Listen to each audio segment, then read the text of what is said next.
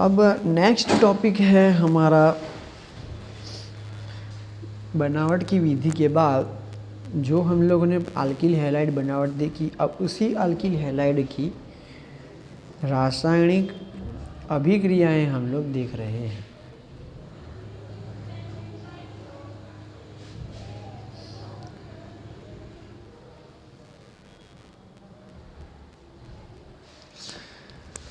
रासायनिक अभिक्रियाएं यहाँ पर बहुत तरीके की देखने को मिलती हैं और रासायनिक अभिक्रियाएं जो है ऑर्गेनिक चैप्टर की जो है वो मेन चीज़ होती है। ठीक है, ये इस चैप्टर का लास्ट टॉपिक है लेकिन लंबा टॉपिक है, और क्योंकि ये मैंने अभी कहा कि कोई भी चैप्टर के अंदर ऑर्गेनिक में अगर रासायनिक अभिक्रियाएं आ जाती हैं तो वो रासायनिक अभिक्रियाएं इम्पोर्टेंट होती हैं। तो ये मेन टॉपिक है। ठीक है, अब उसके लिए जो है हम लोगों को भारत ले जाओ ना,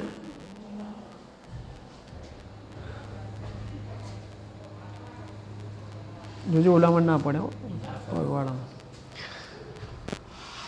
तो यहाँ पर हम लोग सारी रासायनिक अभिक्रियाएं देख रहे हैं। पहली रासायनिक अभिक्रियाएं हैं हेलो अल्केनोनी की अभिक्रिया। ठीक है, उसमें भी 3 अभिक्रियाएं हैं। हेलो अल्केन में भी 3 नहीं 4 बहुत सारी अभिक्रियाएं हैं। ठीक है, वो सब कुछ हम लोगों को सीखना पड़ेगा। चल एक एक करके सीखते हैं। हेलो अल्केनों की अभिक्रियाएं देखो, ऑर्गेनिक चैप्टर कैसे होते हैं और उनकी अभिक्रियाएं कैसी कैसी होती हैं कि ये एक पर्वत चढ़ने के बराबर होता है। लेकिन अगर कोई विद्यार्थी उसको ऐसा समझ ले कि यार इतना बड़ा पर्वत तो हम लोग कैसे चढ़ पाएंगे, तो फिर उसके लिए कठिन हो जाएगा। लेकिन अगर उसको कोई बताए कि भाई आप लोगों को पहले 20 सीढ़ियाँ चढ़नी है, फिर 25 चढ़नी है, फिर 15 होंगी, फिर 10 होंगी, फिर 5 होंगी, अगर इसी तरह से अगर ऐसे सीढ़ियाँ चढ़नी होंगी तो हम लोग जो है ऊंची टोच पर पहुंच सकते हैं। तो यहाँ पे रासायनिक अभिक्रियाओं में भी ऐसा ही करना है, हम लोगों को स्टेप बाय स्टेप स्लोली जो है आगे बढ़ना है। ठीक है, और पिछले स्टेप्स को हमको भूलना नहीं है, उसको याद करते हुए चलना है। पिछला स्टेप्स भूल गए तो आगे तो नए नए स्टेप्स आएंगे, तो पिछले स्टेप्स को हम लोग भूलेंगे नहीं। पहली प्रक्रिया है नाभिक रागी प्रतिस्थापन अभिक्रिया।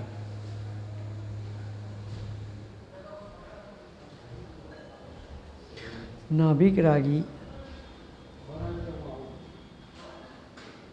प्रतिस्थापन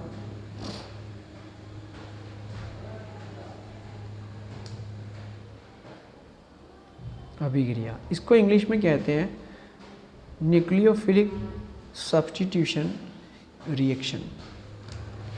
न्यूक्लियोफिलिक, देखो नाभिक रागी प्रतिस्थापन प्रक्रियाओं में ऐसा होगा कि कुछ शब्दों का आपको इस्तेमाल सही ढंग से करना है, शब्दों को पकड़ना है हमको।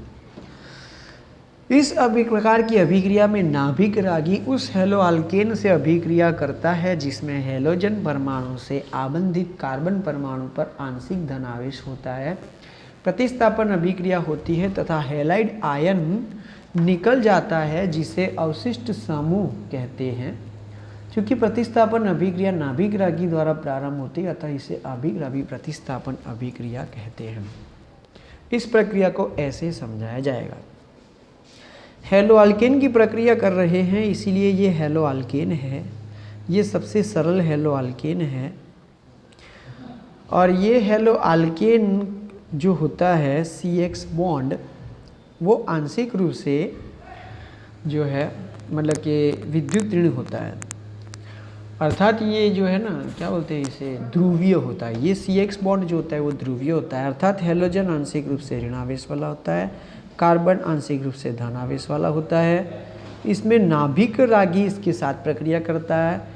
हेलो अल्केन को हम लोग अभी नाम दे रहे हैं टेक्स्ट बुक वाले क्रियाधार, जिसके ऊपर क्रिया हो रही है, क्रिया आधार। ठीक है ना, ये क्रियाधार है। और उसके साथ प्रक्रिया करने आ रहा है नाभिक रागी, इंग्लिश में कहते हैं न्यूक्लियोफाइल। ठीक है, नाभिक रागी न्यूक्लियोफाइल। न्यूक्लियोफाइल को हम लोग कहते हैं NU माइनस नाभिक रागी। माइनस इसीलिए क्योंकि उसके पास जितने इलेक्ट्रॉन होने चाहिए उससे अधिक मात्रा में है, अर्थात वो आबंध बनाने के लिए सफिशियंट है। अब आबंध बनाने के लिए सफिशियंट का मतलब कि कोई भी सिंगल बॉन्ड बनाने के लिए कम से कम 2 इलेक्ट्रॉन की ज़रूरत पड़ती है। चाहे वो अपना एक और सामने वाले का एक हो तो भी बन सकता है, अथवा तो दोनों इलेक्ट्रॉन हमारे पास हो या दोनों इलेक्ट्रॉन सामने वाले के पास हो तो भी वो बॉन्ड बन सकता है।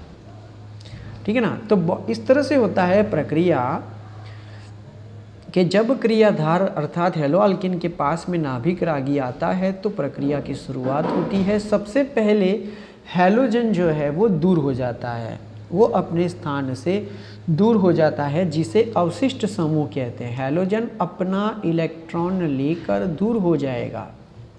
हैलोजन की विद्युत ऋणता अधिक है, इसलिए वो आबंध में रहे हुए दोनों इलेक्ट्रॉन को आकर्षित करके लेकर चला जाएगा।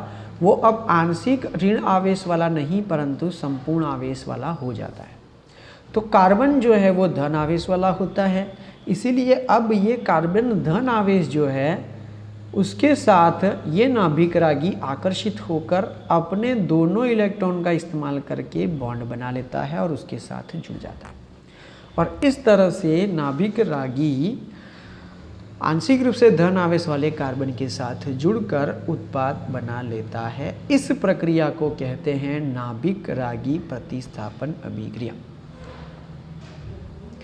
यह अल्किल हैलाइड की कार्बनिक अभिक्रियाओं का एक प्रमुख उपयोगी संवर्ग है जिसमें हैलोजन परमाणु sp3 संकरित कार्बन परमाणु से आबंधित होता है। तो ये हैलोजन परमाणु जो कार्बन के साथ जुड़ा था वो sp3 वाला ही है, क्योंकि सारे के सारे सिंगल बॉन्ड हमको नज़र आ रहे हैं। इसकी विभिन्न प्रक्रिया विभिन्न अभिकर्मकों के साथ इस्तेमाल करके विभिन्न हम लोग उत्पाद बना सकते हैं, जैसे कि टेबल 10.4 आपको देखना है और उसकी प्रैक्टिस आपको करनी है। मैं एक उदाहरण बता देता हूँ, बाकी की प्रैक्टिस आपको करनी है। इसमें से बोर्ड की एग्ज़ाम में से आ सकता है। प्रक्रिया है, मैं बता देता हूँ कि भाई RX अल्किल हैलाइड है प्रक्रिया, नाभिक रागी न्यूक्लियोफाइल उसके साथ प्रक्रिया कर रहा है। नाभिक रागी हैलोजन को दूर करके खुद जुड़ जाता है और हैलोजन दूर हो जाता है। ठीक है, अब अभिकर्मक यहाँ पर जो है टेक्स्ट बुक में मैं पहला देख रहा हूँ कि अभिकर्मक पहला NaOH है, तो उसका उदाहरण मैं यहाँ पर लिखूँगा RX प्लस NaOH। अब आपको ढूंढना है कि NaOH में नाभिक रागी कौन सा है। तो नाभिक रागी वो होता है जिसके पास ऋण आवेश हो, जिसके पास 2 इलेक्ट्रॉन हो। ठीक है, तो सोडियम हाइड्रोक्साइड में ऋण आवेश कौन सा होता है, OH, अर्थात नाभिक रागी हो गया OH माइनस। अर्थात बॉन्ड यहाँ से ब्रेक होगा, यहाँ से ब्रेक होगा, OH इसके साथ जाएगा और हैलोजन दूर हो जाएगा। देखते हैं क्या हो रहा है कि भाई पहले हम लोगों को ROH मिलेगा अर्थात अल्कोहल मिलेगा और NaX दूर हो जाएगा। तो टेक्स्ट बुक में देख सकते हो टेबल नंबर 10.4 में अभिकर्मक NaOH था, उसमें नाभिक रागी OH था। प्रतिस्थापन से अंतिम उत्पाद हमको ये मिला और उसका नाम है अल्कोहल। ठीक है, तो इसी तरह से सारे हैं 10.4 के उदाहरण के अंदर, मतलब कि टेबल नंबर के अंदर वो सारे ही आप लोगों को जो है वो याद करने हैं, वो कहीं से भी आ सकते हैं। ठीक है, मैं एक और उदाहरण ले लेता हूँ। चलो कोई बात नहीं है कि भाई RX लिखा मैंने, अभिकर्मक लिखा सोडियम नाइट्रेट, ये लिख दिया मैंने। अब उसमें से नेगेटिव कौन सा है, स्वाभाविक है यही नेगेटिव है, तो RNO2 जुड़ जाएगा। ठीक है, और NO2 क्या होता है, नाइट्रो, 11वीं कक्षा में हम लोग पढ़ चुके हैं, ये होता है नाइट्रो। तो ये नाइट्रो अल्किन हम लोगों को प्राप्त हुआ है। तो इसी तरह से आप लोग सारे के सारे जो है वो लिख सकते हो। अब हम लोग नाभिक रागी की बात करेंगे। नाभिक रागी में कुछ ऐसे नाभिक रागी भी हैं जो अलग अलग जो है उत्पाद देते हैं, अलग अलग उत्पाद देते हैं। दो प्रकार के उत्पाद दे सकते हैं। जैसे कि हमारे पास एक नाभिक रागी, इसके दो उदाहरण की बात करेंगे। एक नाभिक रागी इस तरह से है, ये नेगेटिव, ठीक है, ओके। और दूसरा नाभिक रागी ये है। अब आप बोलोगे सर इसमें तो परमाणु तो समान है, इधर कार्बन है और इधर नाइट्रोजन है, दोनों समान ही हैं। तो अंतर क्या है? अंतर ये है कि ये दोनों नाभिक रागी में दोनों परमाणु में से कोई भी परमाणु अल्किल के साथ जुड़ सकता है। उसका कहने का मतलब ये है कि अगर अल्किल ऐसे जुड़ सकता है तो अल्किल ऐसे भी जुड़ सकता है। समझ में आया? हाँ, मतलब कि कार्बन भी जुड़ सकता है अल्किल के साथ और नाइट्रोजन भी जुड़ सकता है। तो हम लोगों को उत्पाद यहाँ पर दो मिलेंगे। ऐसे नाभिक रागी को उभदंती नाभिक रागी कहते हैं। उभदंती नाभिक रागी मतलब दो परमाणु में से कोई भी परमाणु जो है वो अल्किल के साथ जुड़ सकता है, उसके मुताबिक हमको उत्पाद मिलेगा। तो अगर कार्बन नाइट्रोजन के साथ, कार्बन जो है ना अल्किल के साथ जुड़ा हुआ है, साइनाइड के अंदर CN के अंदर दोनों परमाणु में से यदि कार्बन अल्किल के साथ जुड़ा हुआ होगा तो वो आप लोगों के लिए अल्किल साइनाइड देगा। उसके उत्पाद का नाम क्या होगा? Alkyl cyanide. यदि कार्बन की जगह नाइट्रोजन अल्किल के साथ जुड़ा तो वो क्या होगा? आइसोसाइनाइड होगा। इसलिए उत्पाद के नाम बदल जाते हैं और उत्पाद के गुणधर्म भी बदल जाते हैं। इसको हम लोग कहते हैं दो केंद्रों वाला नाभिक रागी। एक तरफ कार्बन जुड़ सकता है तो केंद्र में कार्बन हुआ, और एक तरफ नाइट्रोजन जुड़ सकता है तो वो नाइट्रोजन हुआ। उसी तरह से और भी हैं। एक और है जो है NO2। NO2 में कभी कभी नाइट्रोजन जुड़ता है और कभी कभी इस तरह का यौगिक बनकर ऑक्सीजन भी जुड़ सकता है। तो ऑक्सीजन जुड़े और नाइट्रोजन जुड़े तो दो प्रकार हो सकते हैं। अगर नाइट्रोजन जुड़ता है तो नाइट्रो उत्पाद मिलेगा,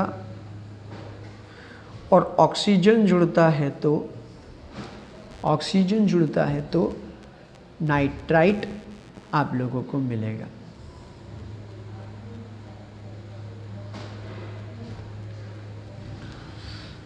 समझ में आया? तो ऑक्सीजन जुड़ेगा तो नाइट्राइट मिलेगा, और अल्किल के साथ नाइट्रोजन जुड़ा तो नाइट्रो मिलेगा। तो दो चीज़ें होती हैं, ठीक है। तो ये दो जो है ना, ये उभदंती नाभिक रागी तौर पर जाने जाते हैं। उसकी क्रियाविधि दी गई है, वो क्रियाविधि हम लोगों को पढ़नी है क्योंकि वो मोस्ट इम्पोर्टेंट है, ठीक है। उसके पहले उदाहरण 10.5 देखते हैं।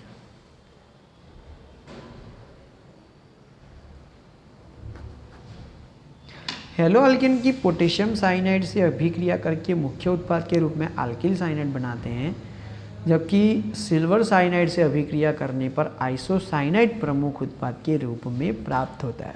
बोलो कितना मस्त प्रश्न है। यदि केसियन इस्तेमाल करेंगे तो साइनाइड मिलेगा, और सिल्वर साइनाइड इस्तेमाल करेंगे तो आइसोसाइनाइड मिलेगा। ऐसा क्यों हो रहा है, ठीक है ना? तो उसका कारण देना है, उसका कारण थियरी के अनुसार देना है। KCN प्रमुख रूप से आयनिक होता है, इसलिए विलयन में साइनाइड आयन देगा। यद्यपि कार्बन और नाइट्रोजन दोनों ही परमाणु इलेक्ट्रॉन युगल प्रदान करने की स्थिति में होते हैं, परंतु आक्रमण मुख्यतः कार्बन परमाणु के द्वारा ही होगा, न कि नाइट्रोजन परमाणु के द्वारा। इस तरह से ये CN जुड़ेगा कि भाई ऐसा रीज़न दिया गया कि भाई पोटेशियम साइनाइड आयनिक है, अर्थात ये साइनाइड आयन में से जो है वो दोनों परमाणु जो है वो इलेक्ट्रॉन दान दे सकते हैं। लेकिन मुख्य रूप से कार्बन जो है वो आक्रमण करके अल्किल के साथ जुड़ जाएगा और इस तरह से वो साइनाइड बनाएगा और वो स्थायी माना जाएगा। जबकि सिल्वर साइनाइड में ऐसा होता है कि ये आयनिक आबंध नहीं होता है, ये सहसंयोजक आबंध होता है। सहसंयोजक आबंध होता है, इसीलिए क्या होगा कि कार्बन और नाइट्रोजन दोनों में से नाइट्रोजन इलेक्ट्रॉन युग्म प्रदान करने की क्षमता अधिक रखता है, इसीलिए वह अल्किल के साथ नाइट्रोजन जुड़ेगा। इस तरह से वो आइसोसाइनाइड देगा। तो ये साइनाइड बनाएगा और ये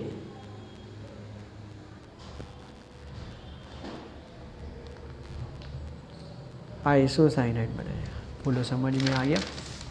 ठीक है, चल अब हम लोग आगे बात करते हैं कि भाई इसमें क्रियाविधि में नाभिक रागी जो प्रक्रिया है वो दो प्रकार की हम लोगों को देखने को मिलती है। अभी जो नाभिक रागी सीखा वो तो जो है बिल्कुल सरलतम था। अब नाभिक रागी दो प्रकार की देखने को मिलती है, एक SN1 और एक SN2। उसमें से हम लोग पहले SN2 देखेंगे। तो अब पहली प्रक्रिया है, SN2 का नाम है द्विआणुक।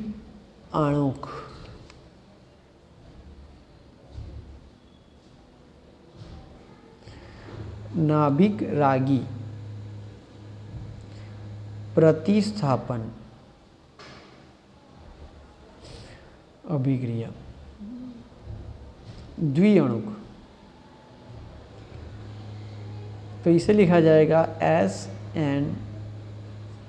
पहले हम लोग ऐसा लिखते थे, ठीक है ना। अब NCERT आ गया इसलिए ये वाला लिखते हैं। SN2 द्विअणुक नाभिक रागी प्रतिस्थापन। पहले मैं SN2 चलाऊंगा, फिर SN1 चलाऊंगा। उस दौरान मैं आपको बता दूंगा कि SN2 को आप लोग कैसे पहचान सकते हो और SN1 को आप लोग कैसे पहचान सकते हो, ठीक है। चलो, SN2 में ऐसा लिखा गया है कि भाई क्लोरोमीथेन तथा हाइड्रोक्साइड आयन की अभिक्रिया जिसमें मिथेनॉल तथा क्लोराइड आयन बनता है, द्वितीय कोटि बल गतिकी का अनुसरण करती है। द्वितीय कोटि की ये प्रक्रिया है। हम लोग चैप्टर नंबर 4 में पढ़ चुके हैं। शून्य कोटि, प्रथम कोटि, द्वितीय कोटि। कोटि कैसे होता है कि जब हम लोग प्रक्रिया का वेग लिखते हैं तो रासायनिक प्रक्रिया में रहे हुए अभिकर्मकों की सांद्रता के गुणनफल के जो घातांक होते हैं ना, उनका योग करने से प्राप्त होता है। तो ये SN2 है, तो यहाँ पे लिखा गया कि ये द्वितीय कोटि की है, अर्थात इसमें अभिकर्मक जो होंगे उनकी सांद्रता जो भी होगी उनका जो घातांक होगा वो 2 होगा, ठीक है। अर्थात यहाँ पर अभिक्रिया का वेग दोनों अभिकर्मकों की सांद्रता पर निर्भर करता है। तो एक अभिकर्मक की जो सांद्रता होगी उसका घातांक 1 होगा और दूसरे जो अभिकर्मक होगा उसकी सांद्रता होगी उसका घातांक भी 1 होगा, अर्थात दोनों का योग होकर वो 2 देगा। कैसे? तो प्रक्रिया दी गई है, मैं प्रक्रिया को लिख रहा हूँ। हाइड्रोक्साइड अणु या हाइड्रोक्सिल अणु, ठीक है, ये नाभिक रागी है। इसके पास नेगेटिव आयन है, उसके पास इलेक्ट्रॉन भी होंगे। क्लोरोमीथेन में हम लोग ये कार्बन लिखा और ये 3 हाइड्रोजन बनाए, 1, 2 और 3। इनका मायना है, मैं बता देता हूँ कि ये जो कोण है ना, ये कार्बन, क्लोरीन और ये वाला हाइड्रोजन एक ही समतल में है। Hydrogen, carbon, chlorine. जबकि ये जो डॉटेड लाइन वाला हाइड्रोजन है वो नीचे की तरफ होगा और ये जो उभरा हुआ दिख रहा है ना वो ऊपर की तरफ होगा। तो एक नीचे, एक ऊपर और एक समतल में, और कार्बन समतल में और क्लोरीन भी समतल में। तो प्रक्रिया इस तरह से होती है कि भाई पहले तो ये हाइड्रोक्सिल आयन वो जुड़ने का प्रयत्न में होता है, किसके साथ? कार्बन के साथ, ये वाले कार्बन के साथ। और क्लोरीन दूर होने के प्रयत्न में होता है। 3 हाइड्रोजन जो इस तरह से नज़र आते हैं, ये नीचे की तरफ और ये ऊपर की तरफ। मतलब कि ये जो OH है ना, नाभिक रागी, वो जहाँ हैलोजन है उसके विपरीत दिशा से आक्रमण करता है। आक्रमण करके वो जुड़ने की फिराक में होता है। तब क्लोरीन की संयोजकता 5 हो जाती है, तो वो क्लोरीन के साथ अपना बॉन्ड तोड़ने को तैयार हो जाता है। ठीक है, क्लोरीन का बॉन्ड टूट जाता है, वो अपने इलेक्ट्रॉन को लेकर दूर हो जाता है, वो उसके ऊपर माइनस चिन्ह आ जाता है और OH जो है उसके साथ जुड़ जाता है। तब हाइड्रोजन जो उनकी दिशाएं थी वो दिशाएं बदल जाती हैं। वो दिशाएं क्या हो जाती हैं? बदल जाती हैं। पहले ये इस तरह से थी, अब ये उस तरह से हो जाती है। तो इसको बोलते हैं कि उल्टी छाता या उल्टा छाता हो जाता है। ठीक है ना, छाता पलट जाता है, उल्टा हो जाता है। कौवा नहीं का, वो गुजराती में बोलते हैं ना, कागड़ो થઈ ગયો, ऐसा हो जाता है। ठीक है। तो हम लोग इसको क्या कहेंगे? नाभिक रागी जो आक्रमण करता है। इसको हम लोगों ने अभी क्या कहा था? मैंने ये भी शुरुआत में क्रियाधार कहा था। ये वाली जो अवस्था है वो एक मध्य की अवस्था है जिसे हम लोग संक्रमण अवस्था कहेंगे। और ये जो है वो फाइनल प्रोडक्ट है, उत्पाद है। और ये जो है हमारा टूटने वाला आयन है, जिसको हम लोग क्या कहते थे? अवशिष्ट समूह। उसे हम लोग क्या कहते थे? अवशिष्ट समूह कहते थे। अब ये प्रक्रिया कैसे होती है? प्रक्रिया को तो मैंने समझा दिया आप लोगों को सही ढंग से। पहले जब ये कार्बन क्लोरीन के साथ जुड़ा हुआ था तो कार्बन का संकरण कौन सा था? sp3 था। जैसे ही उसके पास में ये नाभिक रागी आया, नाभिक रागी ने इसके साथ आबंध बनाने का प्रयत्न किया, जिसे हम लोग कहते हैं आक्रमण करके। आक्रमण करके जो है इसने ऑक्सीजन परमाणु ने कार्बन के साथ अपने इलेक्ट्रॉन को देकर बॉन्ड बनाने का प्रयत्न किया। तब कार्बन का जो संकरण है वो sp3 से बदलकर sp2 हो जाता है। ठीक है ना, क्योंकि यहाँ पे संयोजकताएं बहुत बढ़ जाती हैं। ठीक है, और इस तरह से ये क्लोरीन के साथ जो बॉन्ड था वो वीक होने लगता है, निर्बल होने लगता है। तब ये हाइड्रोजन, ये तीनों हाइड्रोजन जो हैं वो अभी अलग अलग तल में यहाँ पर देखने को मिलते हैं।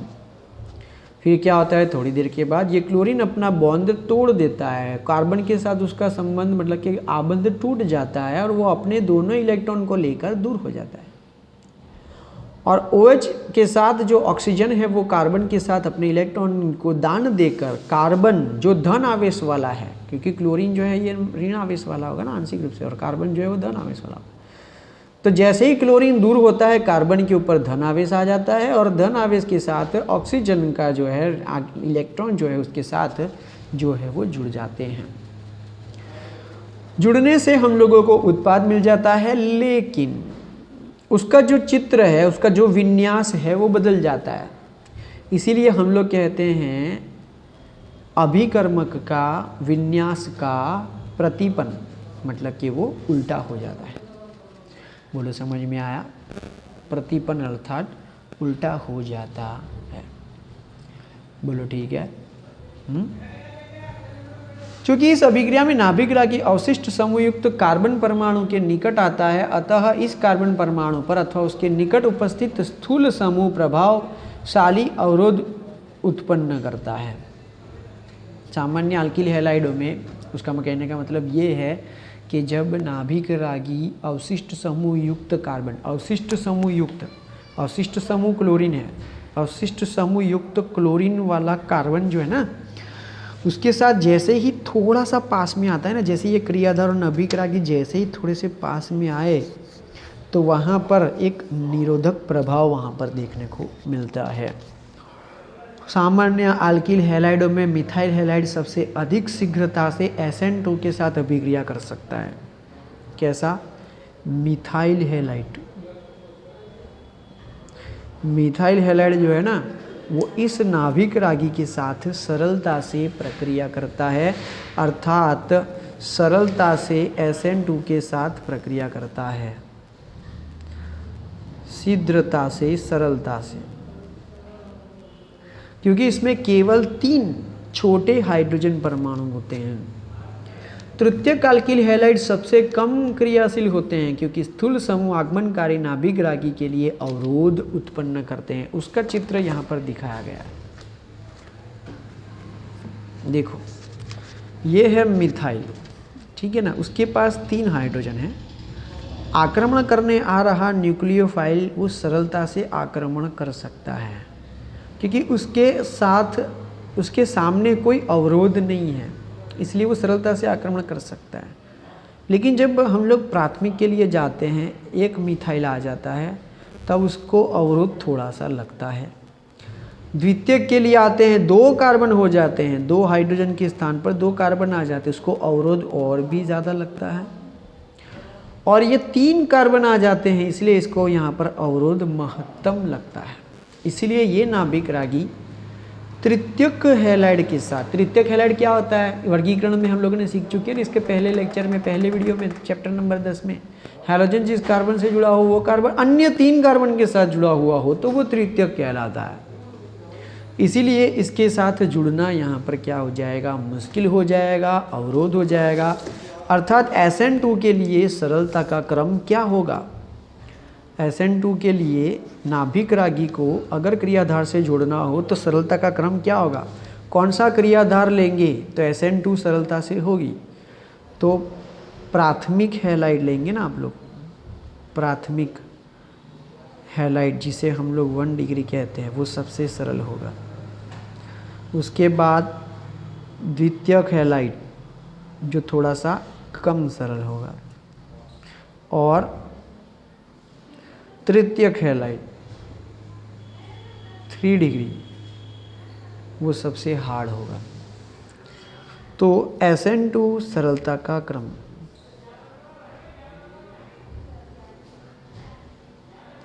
तो यदि आप लोगों को SN2 प्रक्रिया करनी है तो आप लोग कौन सा हैलाइड लेंगे तो सरलता से प्रक्रिया होगी, तो प्राथमिक हैलाइड लेंगे तो सरलता से प्रक्रिया होगी। अब हम लोग जो है SN1 जो है नेक्स्ट वीडियो में आप लोगों के लिए पढ़ाएंगे। उस वक्त SN2 भी आप लोगों का थोड़ा रिवीजन हो जाएगा और SN1 भी समझ में आ जाएगा और आपको ये भी पता चल जाएगा कि SN1 और SN2 में क्या अंतर है। तो मिलते हैं नेक्स्ट वीडियो में।